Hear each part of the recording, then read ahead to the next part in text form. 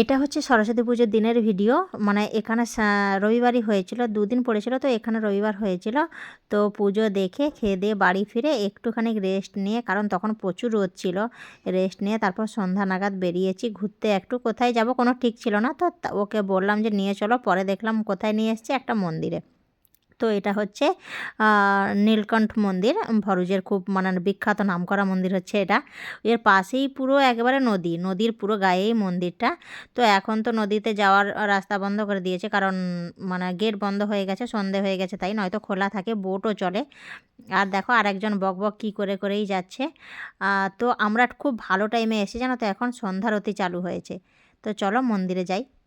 এর অপোজিটে আছে ছোট্ট একটা হনুমানজির মন্দির, সেখানেও সন্ধ্যারতি চলছে। তো প্রথমে শিব ঠাকুরের মন্দির থেকে ঘুরে আসি, পরে ওইখানটায় যাব।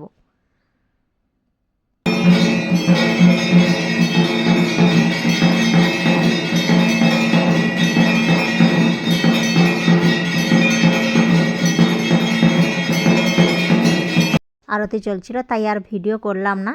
তো সেখানে পুরো টাইমটা ছিলাম। তো সন্ধ্যারতি শেষ হতেই তারপরে বেরিয়ে এসেছি। এই যে নদীর পাড়ে একটু যাচ্ছি দেখতে, যখন গিয়ে দেখি না গেট তো বন্ধ হয়েই গেছে।